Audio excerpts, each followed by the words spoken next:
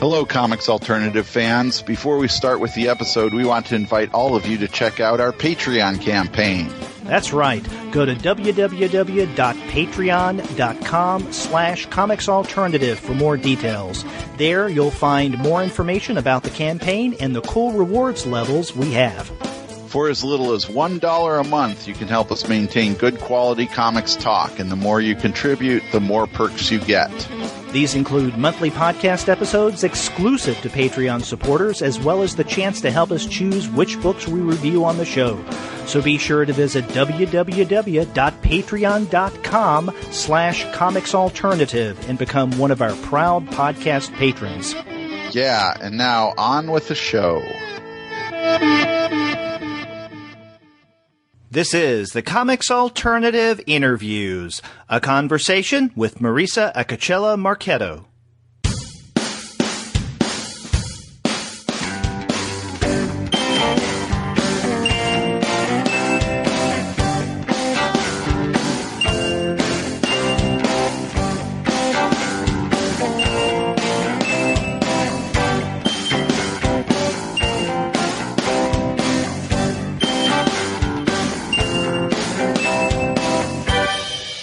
Hello and welcome to another episode of the Comics Alternative Interviews. I'm Derek. And I'm Andy, and we're two guys with PhDs talking about comics. And on this episode, we have the pleasure of talking with the author of the brand new book, which just came out, Tenna, Marisa Acocella Marchetto. And we have a great conversation with her, finding out about what went into the creation of this new graphic novel. But before we get to that conversation, we want to let all of our listeners know that this episode of the Comics Alternative Interviews is brought to you by the great folks at Discount Comic Book Service. Go to their website, dcbservice.com, for all of your comics pre-ordering needs. There you'll find all DC, Marvel, Image, and Dark Horse titles at 40% off of the cover price if you pre-order.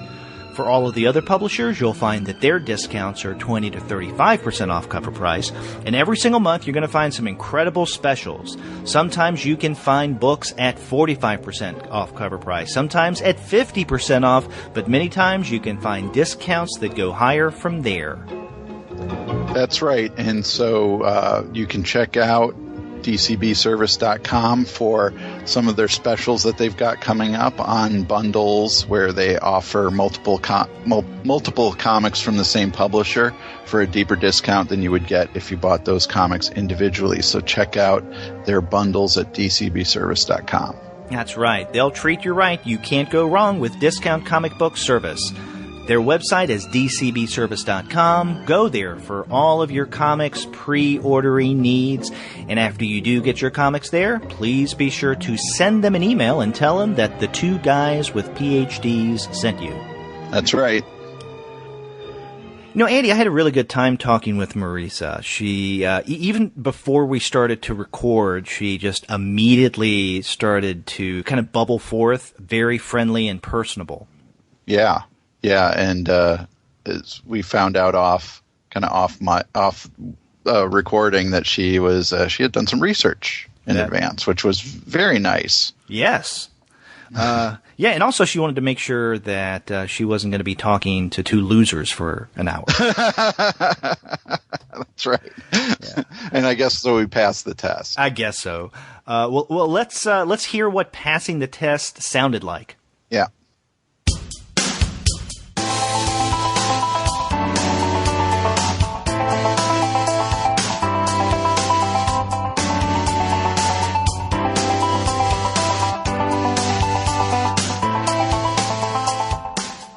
We're excited to have as our guest today Marisa Acocella Marchetto, the creator of the new graphic novel Tenna, as well as the creator of the graphic memoir Cancer Vixen, and what I just found out is a fellow Elizabeth, New Jersey native. So welcome, Marisa.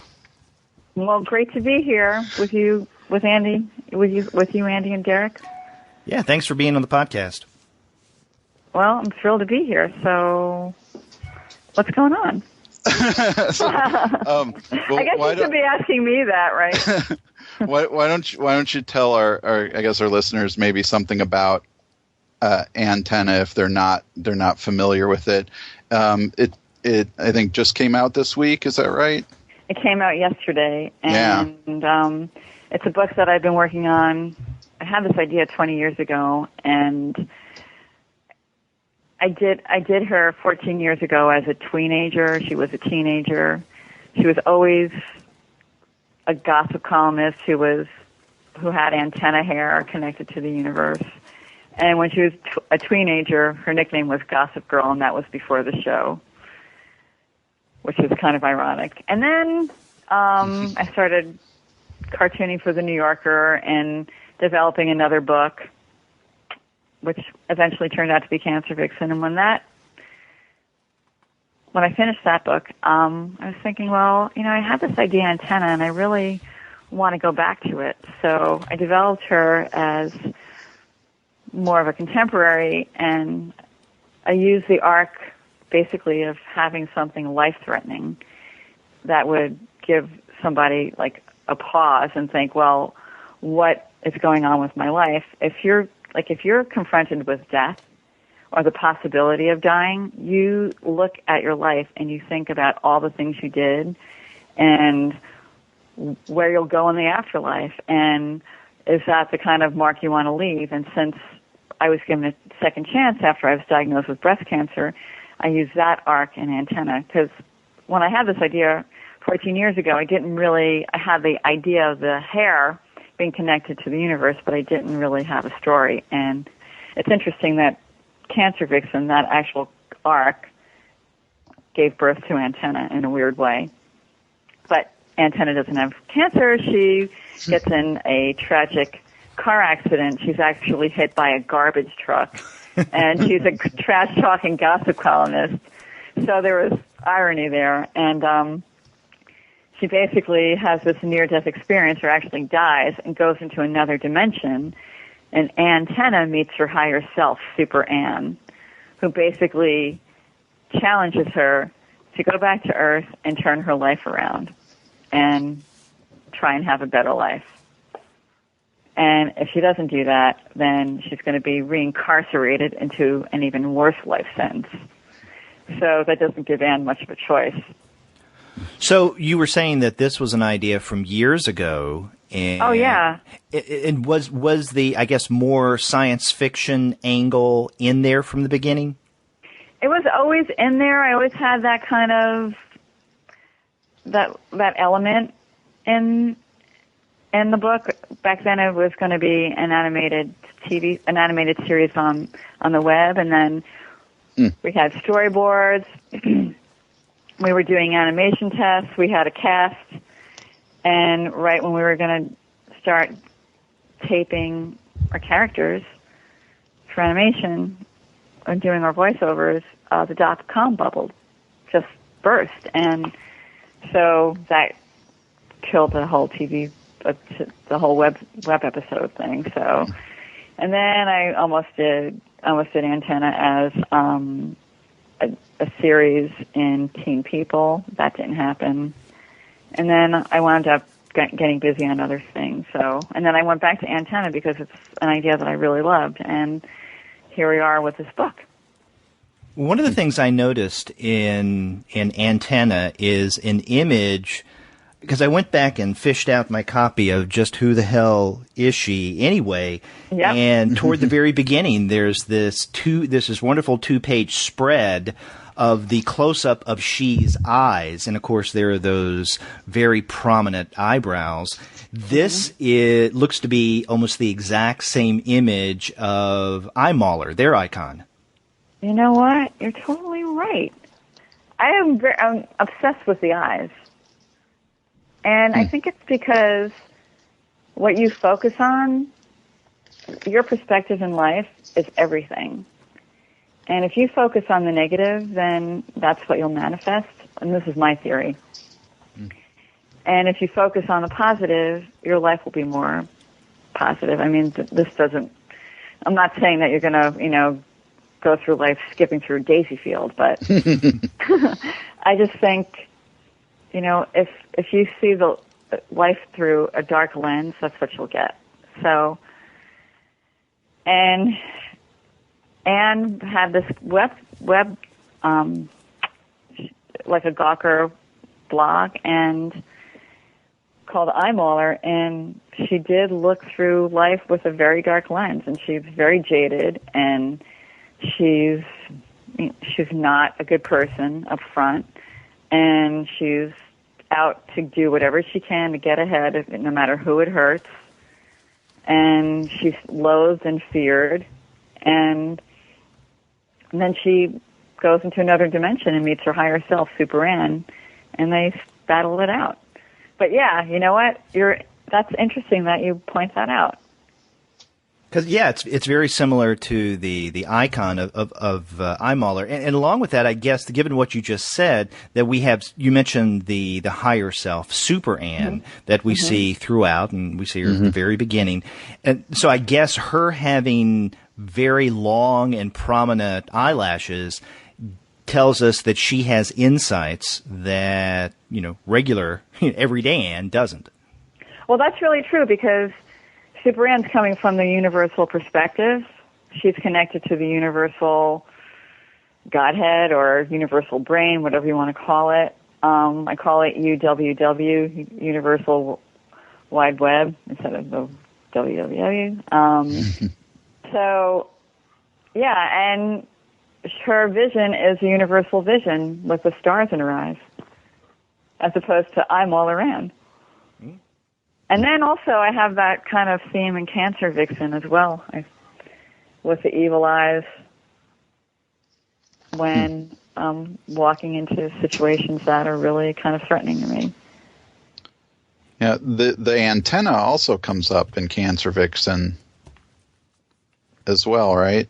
Yeah. That was my little cheeky nod to the book that I was going to write next, and you picked up on it. Well, it helps to read them back to back, but yeah.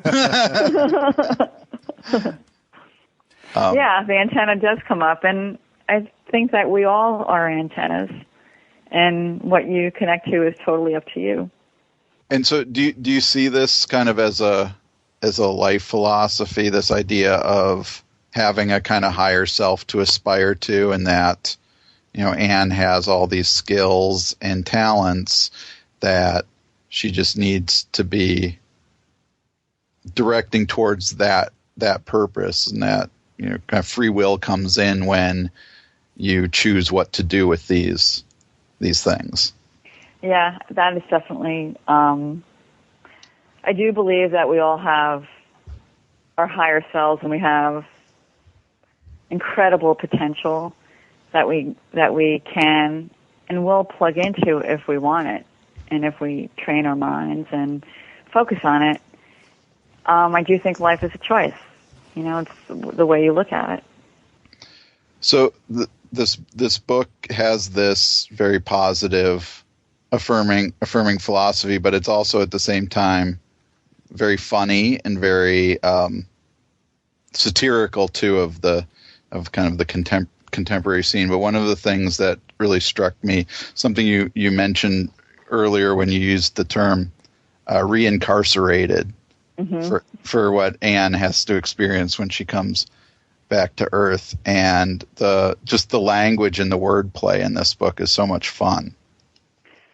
Thanks. Well, doesn't it feel sometimes that when you're on this planet, you are kind of incarcerated? Well, yeah. I mean, I just thought, here you are, you're the spirit, and you're about to go back into another human life, and you have all this knowledge, and then when you come down into it, you suffer from damnesia, and you're reincarcerated. One of my favorite lines in the book is when Anne's in the when she goes up into the astral plane, that something like we put the spa in space, and that kind of vision of this astral plane or afterlife or whatever, that's this kind of fantastic spa experience where Coco Chanel and Giovanni Versace will come in and take care of you. is a neat idea. Well, you know what else? They are going to come take care of you, but they're going to be pissed off when they do it. Because, you're Coco Chanel, right? You are an icon, and you're busy redesigning the pearly gates, right? And then you get called in to help this gossip columnist who wasn't really a nice person on Earth, and you're not exactly happy about it. So, I just thought if you're going to use Coco Chanel, you might as well play with her character and also who she is and make it fun, because like Coco Chanel, like she's kind of annoyed. She was on Mokimoto's yacht, looking for pearls in the South White Sea, and here's this woman who's standing in front of her in a bikini, and she wants to be dressed in Coco Chanel. So, she's like, oh, God, this is what I left the yacht for. And I like that when these real people show up in this afterlife, that you draw them in a different kind of style or register. They're much more realistic so that, since they're familiar, we recognize them, but that almost makes them, they're so much different from everybody else. Thanks. I think it's part of the fun of drawing this book and, doing graphic novels, and that is you just get to create your whole universe, and it's like you're the creator when you do graphic novels. Mm-hmm. You're like the director, you're the writer, you're the script girl, you're the casting director, you're the makeup artist, you're doing wardrobe. It's really a fun thing when you do it. You've mentioned that, Tenna was an idea that was a long time in coming, but from your, I guess, original ideas to this recent publication of Tenna, there have been, important changes in your life. Your bout with breast cancer, and then the publication of Cancer Vixen. So I'm wondering, how has Tenna changed after coming through the prism of your experience with cancer and then having written Cancer Vixen? Well, she changed because she was a gossip columnist. When I had her as a teenager, she wasn't benevolent at all. She was like this little kid who basically saw the world with the eyes of wonder of a child. And then, after having cancer, I was thinking, well, why should I make her a good person? Why shouldn't I make her somebody who has a lot to atone for, who basically, wasn't a great person in life, and then give her a life-threatening illness and make her deal with her life? I thought that was an interesting arc, I'm not saying I was a bad person when I was diagnosed with cancer. But I was somebody who was totally unconscious, and I didn't think about those things. And then when you're faced with death, you come to grips with those issues. And, you think about karma, and you think about where you were before you're face-to-face with this thing. You think about people that you've wronged. You think about how you can make things up. How can you, ask for forgiveness. And that's how Tenna changed. And one of the reasons why I asked, because if I take your 3 books and look at them all side by side, I see a progression here, because in your first book, Just Who the Hell Is She Anyway, your persona, she, is very confident. She's very out there. She is assertive, and in fact, the book ends on this kind of, this is who I am, this is what I'm about to become, kind of assertiveness. And then in Cancer Vixen, you have someone, yourself, it being a memoir, who seems to start off in that direction, but then has breast cancer, and that causes her to shift her perspective on herself and life. And there's this sense of, maybe, some atonement and readjusting herself, but then you really get that with Tenna, where the tone seems to be one of I think much more of a serious awareness of your place in the world, given what could have happened. Yeah, that's really true. That's absolutely true. I mean, it's interesting that you picked up on the perspective shift in Cancer Vixen, because that was definitely the start of, what I was thinking about and what I was going through, which progressed into Antenna.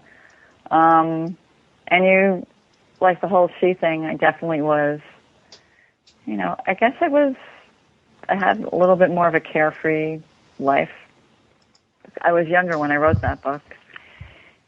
But I think as you get older, you really think about these things because, you realize that life is finite and you don't know how many minutes or seconds you're going to be on this planet. And why not make the most of it and live life in the right way so you don't have to come back here and be reincarcerated into a worse life sentence.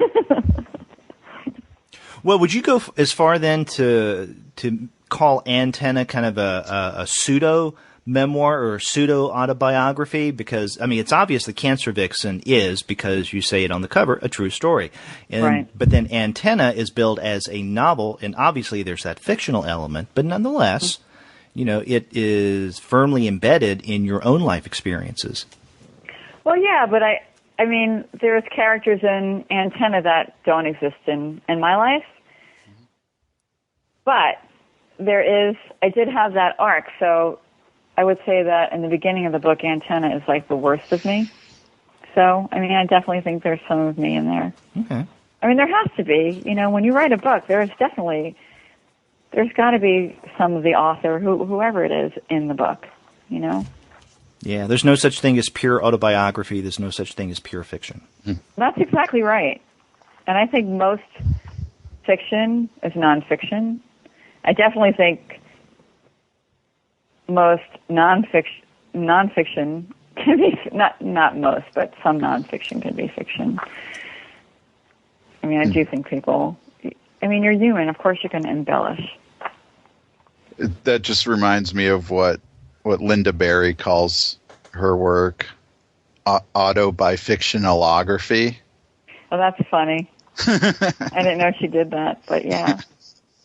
One of the things I wanted to ask about is the not only does this astral plane have Anne's higher self, Super Anne, but it seems like the whole kind of astral plane is the higher self of Earth. And you mentioned the UWW, the Universal Wide Web, and how there's all these products in the astral plane that we find out are the kind of ideal versions of products that we have on Earth, and that they're all the Earth products are all kind of flawed, but based on those products. Just like we humans are flawed based on higher ideals. Right, exactly. Very Platonic idea. Yes. Could you? I wanted to ask you if you could talk a little more about the idea of kind of world building and some of these things, like also like Super Anne's phone, which is embedded in her hand. Her hand meld? Yeah. But just the idea of the kind of world building that you did and what kind of thought went into that. I just thought it was. If you're in heaven, isn't heaven a 10 times better place than Earth? Heaven is like my idea of perfection, and if you have a phone in heaven, it's going to be like the coolest, most super connected phone like in the universe, as opposed to like, okay, before you guys called, my phone line was out. I was totally having a mini freak out. I had 2 repairmen coming in here. I called my publicist on her cell phone and didn't reach her. And I almost contacted you guys. And luckily, the second guy who came into my house fixed the phone line. So that was kind of crazy, right? That would not happen in heaven.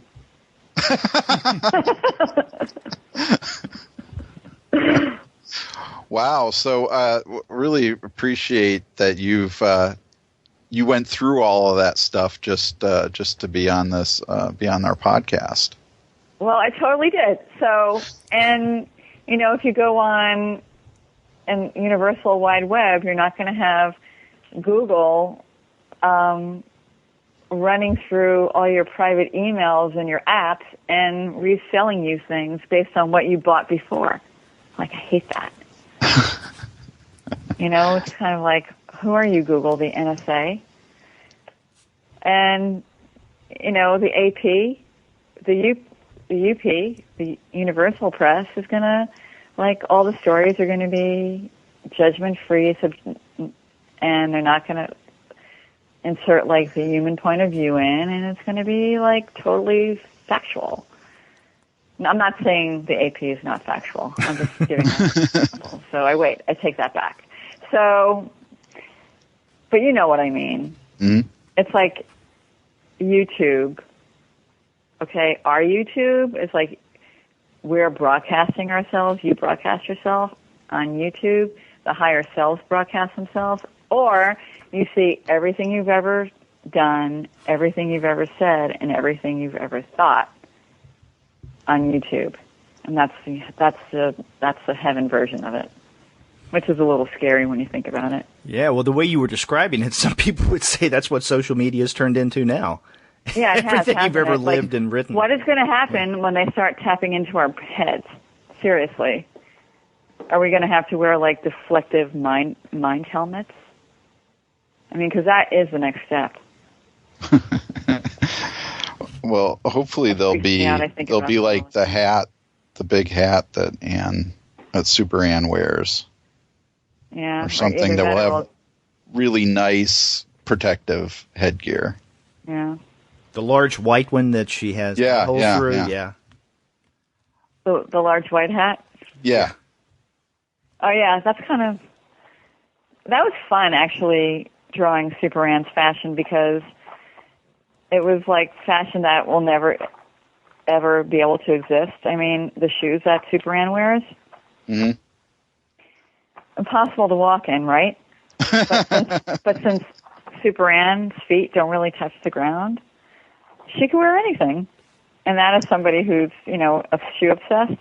Like, I loved, that was like one of the most fun things to draw for me. Those are fun. In fact, I think that whole idea of, what this ideal existence would be like, in addition to the things we talked about, the desserts, and I guess the desserts being served by a bunch of really cut guys with 12 packs. 12 packs, and that's it. Yeah. is a lot of fun, and I think that's one of the things that I really enjoyed about this book was kind of seeing what would happen next in the in this other plane of existence, and how much fun it would be you were having playing with that. That was definitely some of the most fun I had in the book. The whole kitchen thing and the hummingbird cake. Mm-hmm. I mean, hummingbird cake is the greatest thing in the world. So if the greatest dessert on earth is in heaven, and it's like, it's light, you're eating pure light. I'm not saying light food, I'm saying pure light, which means there's like 0 calories. Like, that to me, okay, if there's anything in heaven I want, it's that cake. Like, that to me is like heaven, pure heaven right there. Anne's boyfriend seems to be, if there is any, I guess, antagonist in this book outside of maybe Anne against herself, it would be him, or, well, plus you give him the name that's really fun to play around with and make fun of, Zim Zim, Zimmy Zim, all of that. But also, I guess, the stepmother and the half sister. But it seems like Zim comes across as less attractive than the stepmother and the half sister. So was this? I mean, did you see in the creation of this graphic novel this character almost from the beginning being someone who would betray Anne, someone who was almost set up to be the one that would disappoint Anne the most? The boyfriend? Yes. Yeah, I knew that from the beginning, that he would be the one who would be like, that would be her major blind spot. I mean, I wanted her to think she was super connected and knew everybody, knew it all, saw it all, and, you know, nothing could get by her. But, in fact, everything does get by her, especially him. So I just thought, you know, and he's a fun character because he's really good looking and he's, like, just smooth enough to sort of, like, glide under her eyeline. But then her higher self, Super Ann, clues her in. And it also, to me, says, well, yeah, you know, when you're with somebody and they're doing things that aren't so great and they're totally screwing you over, you know on some level. So Anne and Super Ann knew on some level, but Anne, human Anne, didn't want to face it. Yeah, that's interesting because Anne does know that she's aware that her stepmother and stepsister are trying to screw her no matter no matter what positive face they put forward. She definitely knows what Fanger's up to with her company, and so Zim is the one, as you said, and is her blind spot. Is that part of Anne's kind of becoming her higher self, that part of that becoming is to kind of be aware of other people's real motives? Yeah, I definitely think the Zim realization was definitely part of Anne becoming aware of other people's real motives. And then there's also the assistant who she's kind of clueless about. You know, when the assistant said, you know, when Anne says to her after she has her accident, and her assistant, she calls her assistant because she's going back and doing her little forgiveness tour. Mm-hmm. And her assistant said, she apologizes, and her assistant says, well, Anne, you know, everything I've learned from you. And Anne's antenna goes up. So she realizes then that her assistant wasn't really a good person, even though her assistant is like the one to capitalize on Anne's accident. Mm-hmm. And she seems to be the one who takes Anne's philosophy to where it would naturally lead. Yeah, she totally did, and she's Anne V2. Yeah, and you can contrast her with another one of Anne's, or one of the people who worked with Anne, and that is Lorna. I mean, here's someone who seems to be the opposite of some of these other characters in that she's really pissed and angry and doesn't seem to like Anne until the end, and then her sense of kind of coming around and understanding provides Anne with this sense of redemption. Well, it's not like she didn't like Anne in the beginning. I think she saw goodness in Anne because she knows that Anne is the one who hired her, even though, you know, she has like a criminal record. Oh, that's right. Yeah. Mm. Yeah. And, you know, she sort of appreciates Anne, but she's like the voice of truth. Like, she's calling Anne on everything. She calls Anne on her, you know, stuff. So, you know, when Lorna nearly dies because of Anne and gets into the accident because she blows smoke in Lorna's face and then they get hit by the garbage truck, you know, Lorna isn't so quick to forgive her. And she's really pissed. But then, you know, Anne says something to her, and Anne says, you know, I'm not me anymore, I'm coming from a higher place, basically. And Lorna's like, yeah, right, you're so full of hate. So then when she says something to Lorna, when Lorna walks out of, when Lorna slams the door in her face after going to visit Anne at her home after she gets back from the hospital, she says, maybe you should be driven by what you love. When Lorna says, I lost the car that I was driving, and now your boss isn't going to hire me because he thinks I'm your spy, and I was totally loyal to you, and that's the thanks I get. So, Anne says, when she says, maybe you should be driven by what you love, Lorna does come around, and in the end, I'm not going to give it away because I want people to buy the book, please.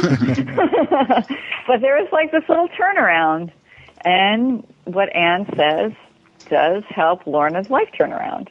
Mm-hmm.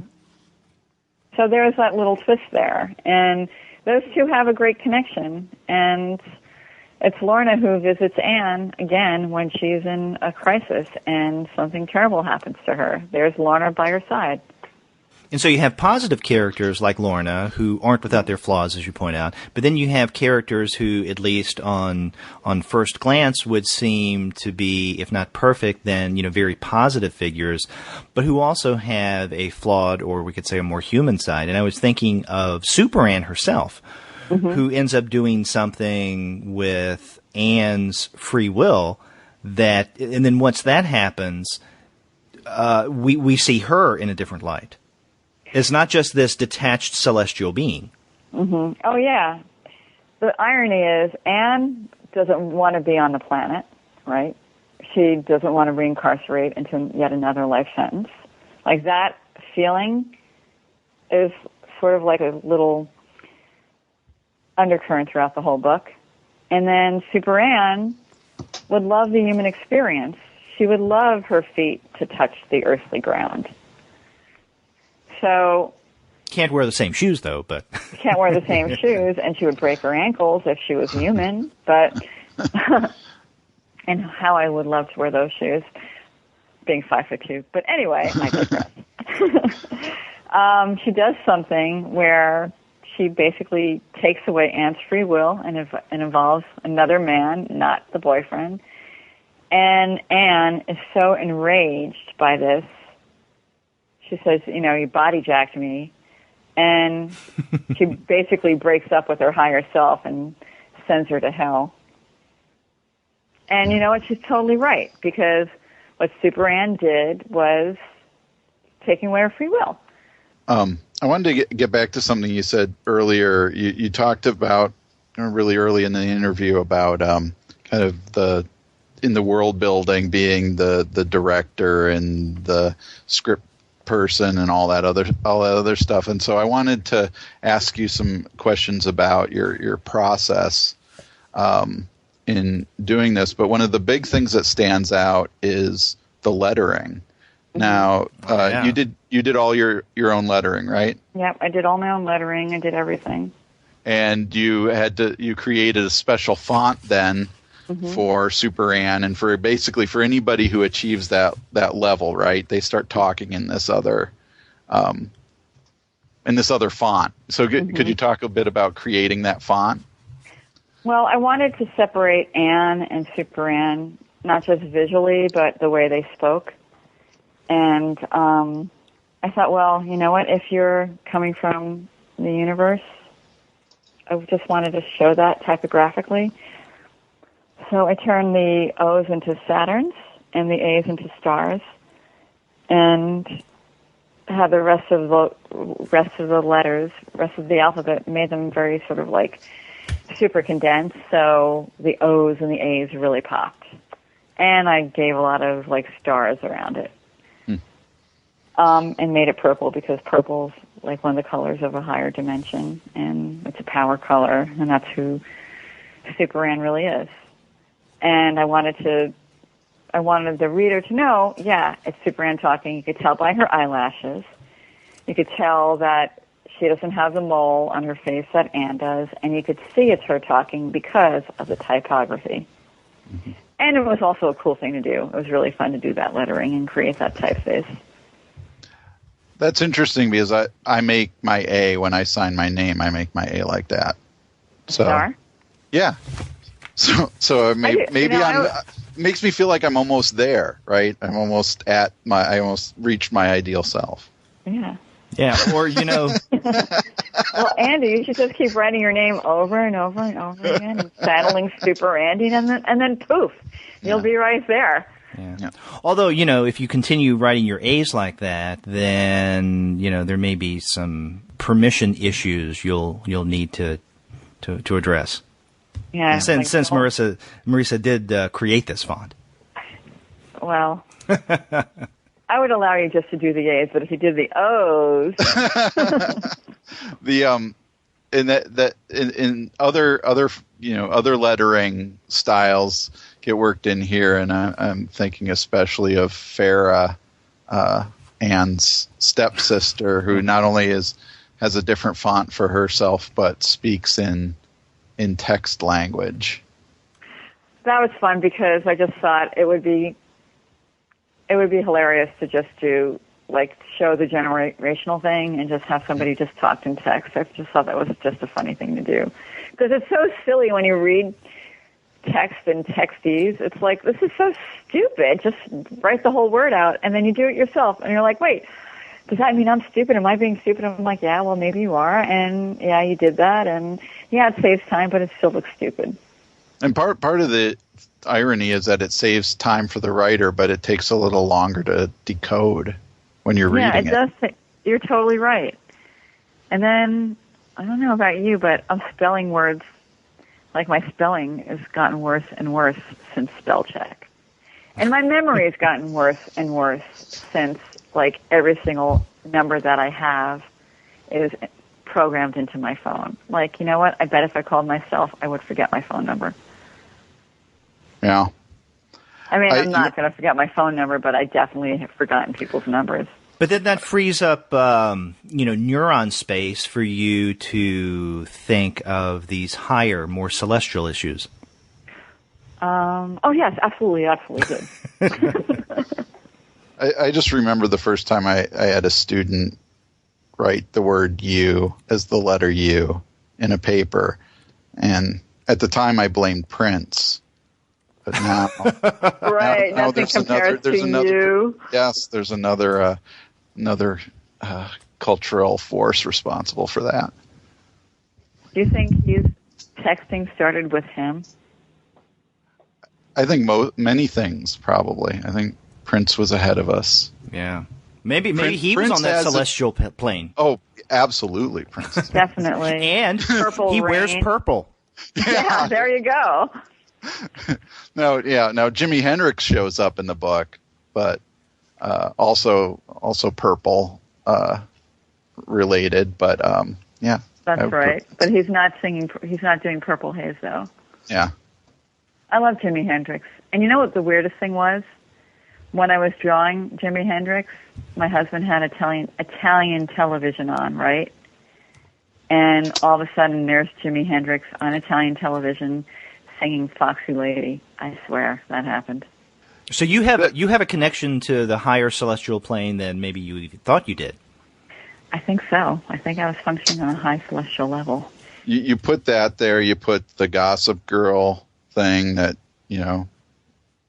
that was weird. Shot out into the universe, and it got picked up. Yeah. Yeah. Well, I do think. I mean, kidding aside, though. And sort of not kidding aside, but I do think that we are all tapped into, what is going on around us. We all have our own antennas, and there are ideas that are floating around in the air, and if you pick up on it, I mean, I think a lot of it's about being sensitive. Now, I know the book just came out yesterday, but do you think, or have you already gotten reaction from readers who may come from maybe a more, I don't know, what some may used to have called New Age or, mind, body, spirit now perspective that sees connections that, that we normally don't consider, that they, maybe this book resonates with them? You know what? I haven't really heard from any of them yet. It's just, the book just came out yesterday, but I'm looking forward to hearing, getting their response. Well, in terms of the reviewers, I mean, what kind of response has the book been getting? Because, review copies have been out there for a while. What have you seen? Everything's positive. I mean, it was in Entertainment Weekly twice, Publishers Weekly twice. Entertainment Weekly said it was one of 7 graphic novels to get lost in this fall. Publishers Weekly said it was one of 10 graphic novels.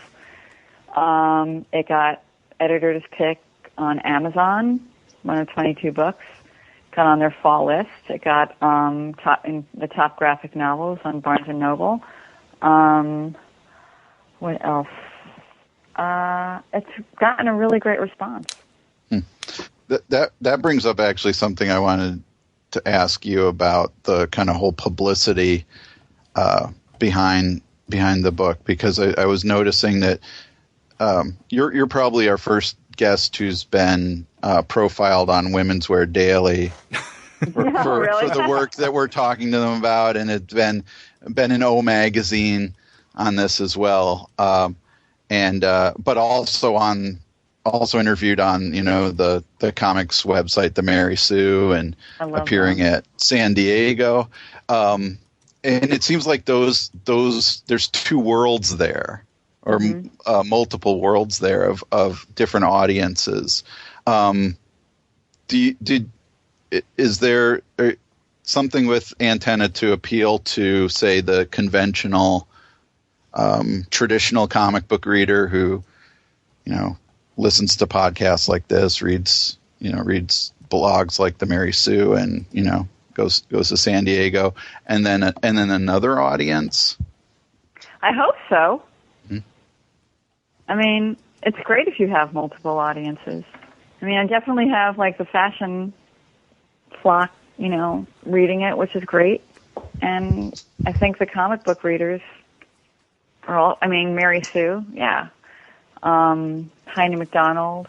Yeah.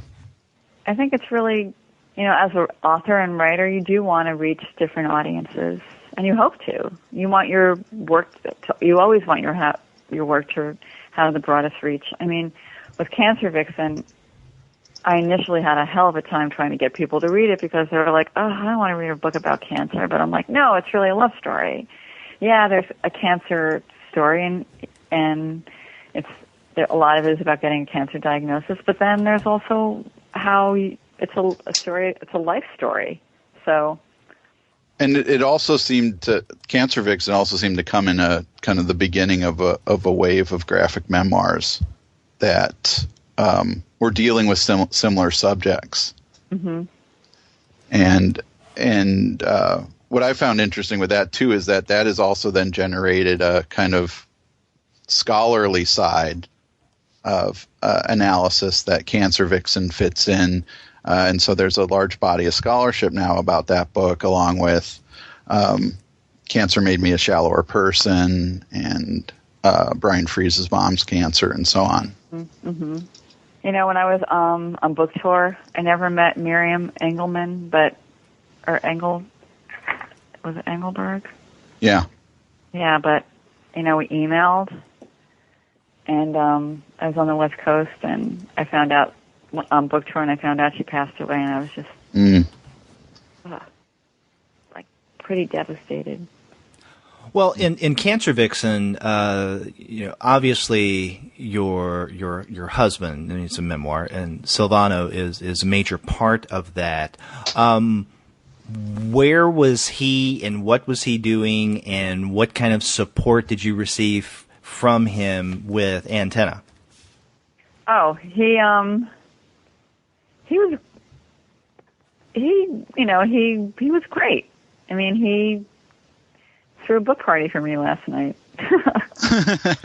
In fact, we were, right before we dialed you up, we were looking at a lot of the photographs. I know. From that. They're just coming up. Yeah. He's a supportive husband. Mm-hmm. It's funny because when I was doing some research and saw the page 6 article about your book launch, this and turned out to be one of the interviews we were doing on the podcast that my wife was most interested in, because she saw on that list that the Real Housewives of New York were listed as guests, and she loves that show. Oh, really? Well, you know what? Carol Raswell didn't make it last night. Ah. Yeah, I know. Well, Andy was mentioning earlier some of these multiple audiences that would find Antenna, or I guess we could say your writing in general, very accessible. In other words, your writing tends to span multiple audiences and doesn't have the same kind of, I don't know if you want to call it niche or at least targeted audience that most comics or graphic novels would. But I think into that mix, since you mentioned Real Housewives, there seems to be, in not just Antenna, but in your other books as well, a high awareness of culture, fashion, entertainment, and the fact that you're right there in New York, as, you kind of jokingly in Antenna thinks of itself as the center of the universe. Well, in many ways, when it comes to Western culture, it is. So I see that those who may have a sense of just wanting to know what's happening, what's it. And I know that this is something that Marisa was investigating in Cancer Victim, the it factor. Vixen. Oh, Vixen. What did I say? Victim. You said I'm victim. sorry. She's not a victim. She's a vixen. Right. That's the pun. Yeah. Yes. That's the point. And phonetically, I tripped up. So your work with language there kind of worked too well, I guess. But individuals who are very say culture conscious are going to find a lot in Antenna as well. People who haven't even read any comics, any graphic novels at all. Oh, thank you. Well, I mean, you know what? It's funny because when I first wrote Just Who the Hell Is She Anyway, the publisher then didn't know how to sell the book because they're like, what is this? I'm like, it's a graphic novel. And they're like, what is a graphic novel? I'm like, hello, Art Spiegelman. They didn't know how to sell it. And now everybody wants to write a graphic novel. And that whole category is exploding. But I hope to cross, I hope to have many different audiences. And, I hope this book reaches as many people as possible because I think it has a great story and a really positive message. Now, you were at Comic-Con just a couple of months ago, right? Had the best time ever. Yeah. Okay. Well, do you have any other, let's say, comics-centric engagements, cons that you'll be attending in the future? Well, I'm going to be at New York Comic Con. I don't know exactly what I'll be doing then, but I know that they were going to do a comics panel and that didn't work out. But I know I'm going to be there at some point, and I think I'm going to be doing drawings. So, drawing people's super selves. That's kind of what we have planned at the moment. Super selves? Yeah, like, Super Andy and Super Derek. Ah, and you're going to use that same font? I could if my arm is twisted, yeah. Well, I wish I could go to New York Comic Con now. Well, you guys should come. Why not? Getting off from work. Well, I might be there on a Saturday. That's the thing. Yeah. Well, I can go grab some of my cousin's kids and Elizabeth and take them up with me. So do you have, now I know that Antenna just came out yesterday, so it's probably much too premature to ask this question, but is there another idea for your next book that is starting to germinate or that you've had for a while and you're thinking about bringing it to fruition now that Antenna is out? There is. I'm still sort of, playing around with the concept. So I'm not sure yet. I mean, I have a few that I'm sort of floating around in my head. And you're still doing New Yorker cartoons? Yep. Yeah. Now, how are you seen within the cartoonist, or the New Yorker cartoonist especially, community, now that you have 3 graphic novels under your belt? I don't know. I mean, everybody does their own thing there. I mean, you can't survive as a New Yorker cartoonist because you just won't make any money. So you have to do other things. Like we have Bruce Eric Kaplan, who is an executive producer on Girls, and you've got,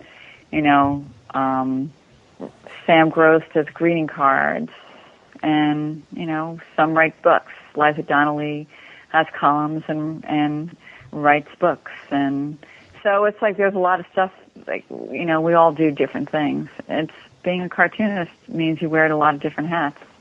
Well, one of the things I really appreciated about Cancer Vixen is that you demystified the job of cartoonist for the New Yorker. And, you know, those of us who have no clue as to what goes into the cartoons outside of the fact that, you know, we always read them whenever we get a copy of the New Yorker in our hands, you know, we may tend to romanticize that, but you definitely don't do that in Cancer Vixen. Well, it's like a really hard life, and, you know, it's really hard. I mean, it's difficult to sell cartoons for the New Yorker. And, you know, I just wanted to portray it as for what it really was, from my point of view. I mean, from my, you know, perspective. Is the process still the same of, you know, of submitting to the New Yorker as it is as you depict it in Cancer Vixen? Yeah, pretty much it is. The only thing that's changed is there's a list outside of the cartoon's assistant's in front of his desk, and we write down our names so everybody goes in order as opposed to like online and people cutting in line. Which is an issue in Cancer Vixen, right? Yeah, that was kind of an issue. Well, you are, from what I can recall, the second New Yorker cartoonist we've had on the podcast. Oh, really? Who else did you have? We had Shannon Wheeler. Oh, really? Yeah. No, it would be third then because we had Leanna Fink. Oh, that's right, Leanna Fink. So you're one of three now. Oh, wow. I like Leanna. I don't know Shannon Wheeler. Well, Shannon's out there in Portland, isn't he? I'm not sure. I think he may be. I mean, Leanna was delightful to have on the show. Oh, yeah. And in fact, one of the reasons why we had Shannon on the show when we did is that he had published another collection of his cartoons that had been rejected from the New Yorker. Oh, really? Yeah. Shannon did? Yeah. He has a few of these books. Like one is called I Thought You Would Be Funnier, which is actually the punchline of one of the cartoons, but you can see this as the reason for him to publish all of these. It's almost just like, you know, they're accusing him, you know, well, we thought that this cartoon would be funnier, but they're actually really good. Yeah, you know what? That's the thing. They're like a lot of the cartoons that are rejected are really funny. Mm-hmm. In Cancer Vixen, you depict your apartment as having these piles and piles of rejected cartoons. Do you still have all that? Oh, yeah, I have them. So you still keep that same apartment? Oh, no, I don't have the apartment, but I have the rejected cartoons. Oh, okay. Yeah. I was about to say, as you point out in Cancer Vixen, you know, once you get an apartment, you know, you keep it in New York. So I thought, oh no, wow, what happened was, oh my gosh, my landlord from that apartment got a copy of Cancer Vixen, and he wrote me a letter saying, according to Cancer Vixen, you moved into your husband's apartment building on blah, blah, blah, blah, blah street, and we're evicting you. Oh, really? So who was I to argue? Wow. And I was like, hey, my response was, yeah, you're right, and thanks for buying my book. Well, you know, there is where you could have used the argument that, you know, in every autobiography and memoir, there are elements of fiction. Right. You're totally right. I could have used that argument. Well, you got a better deal out of that arrangement anyhow. Yeah, I'm pretty happy where I am. Although, you know what? Every artist does need their studio, that's for sure. So in addition to the New Yorker, are there other places that we can kind of continue to see your cartoons? At the moment, it's really the New Yorker and, you know, my books. Oh, I did something in O Magazine. Right. Yeah, and it's the issue that's out on the newsstands now. Which is a little origin story for Tenna, right? Yeah, yeah. And people can visit your website and find out more information about, well, of course, the new book, what's going on, some of your cartoons. Yeah, I have an active website, and I'm like on Instagram, and I have so many people to thank right now. Right, and that is your entire name in the URL, so it's for those, if you're wanting to type this in while you're listening, is MARISAACOCELLA MARCHETTO.com. That's wow. You're good. and I don't want to leave without also mentioning your charity, your foundation, which is a really great organization. Can you maybe say a couple words about that for our listeners? Oh well, first I started a foundation. It was initially called the Cancer Vixen Fund, and I took money from my book advance and funded mammograms for women who didn't have health insurance so they could get free mammograms, because when I was diagnosed with breast cancer, I did not have insurance, and I found out that early detection can save your life. So I thought, well, what a great way to show my gratitude to the universe and just do something right by women. So I started this foundation, and then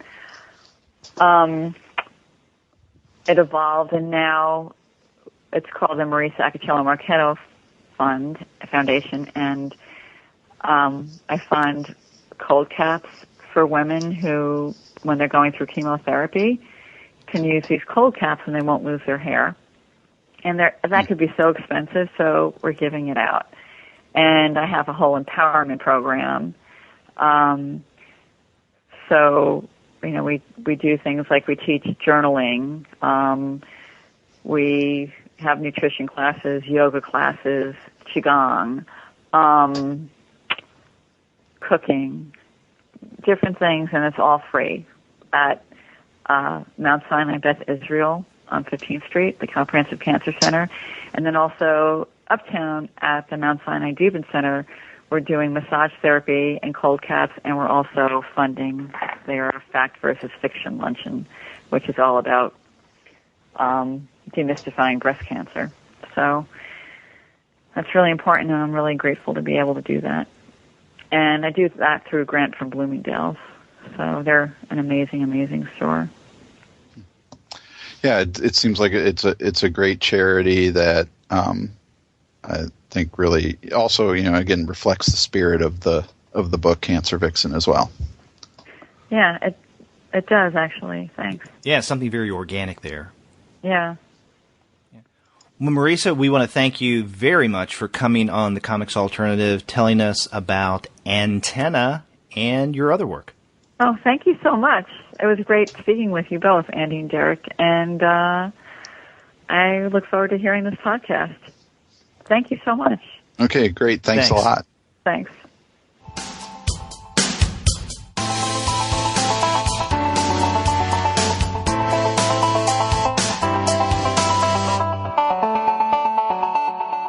Well, that was a fun interview, and it was we got to talk about both Tenna and Cancer Vixen and some of Marisa's other works. Yeah, that's right. One of the things I forgot to ask her, and I wanted to, was maybe a book of her New Yorker cartoons and cartoons for other publications as well. But that would be good. Yeah. And yeah, we didn't get into as much on style, and that one of the things I really find interesting is how her style in the New Yorker cartoons is different from the style that she uses in the sequential art in the comic. Yeah, and this becomes apparent in Cancer Vixen, where it's about her, and she talks about her experience as a cartoonist for the New Yorker, and she even gives us an example of an actual cartoon she had published, and you can tell that there is a marked difference between that style and what we have in Cancer Vixen and then Tenna. Well, maybe we have a lot of questions left over, so we could invite her back on the show sometime in the future. Yeah, it would be great to get her back. So we want to thank Marisa again for taking the time to talk with us on the Comics Alternative. And if you want to find incredible books like hers, Tenna, then you can do so by visiting the website of our sponsor, and that is Discount Comic Book Service. Go to dcbservice.com for all of your comics needs. They do funny books right. And after you do get your comics there, please be sure to get in touch with us and let us know what you're going to be reading. If you go to our website, comicsalternative.com, you should find in the right-hand side of your browser a tab that says Send Voicemail. Click on that, and from the comfort of your own desktop or mobile device, you can send us a message through the wonders of SpeakPipe. It's very simple, easy to use. But if you want to be a little more difficult, you can call us the old-fashioned way. Our phone number is 415-3-COMICS. That's 415-326-6427. That's right, or you can get a hold of us by email. We are 2guys@comicsalternative.com, or you can get a hold of us individually. I'm Andy at comicsalternative.com. And I'm Derek at comicsalternative.com. And we are also on Twitter, where we announce new content to the podcast as well as updates to the blog. You can check us out on Twitter at the number 2 guys with PhDs. That's right. You can also find us on Facebook, on Tumblr, on Instagram, on Google+, and on Pinterest. We even have a YouTube channel, so you can consume our podcasts that way. You can subscribe to the Comics Alternative through iTunes. You can stream us on Stitcher. You can also find us on TuneIn. And, of course, you can find every single one of our episodes, as well as our reviews and the comics-related commentary that we post on our blog at the website comicsalternative.com. That's right. All the ways to get a hold of us, find out what we're doing, and let us know how we're doing. Yeah, that's right. So get in touch with us, tweet about our interview, and, in fact, if you do tweet about this interview, make sure you use hashtag #Tenna. Yeah. Yeah. So we want to hear from you. Until then, I'm Derek. And I'm Andy. See ya.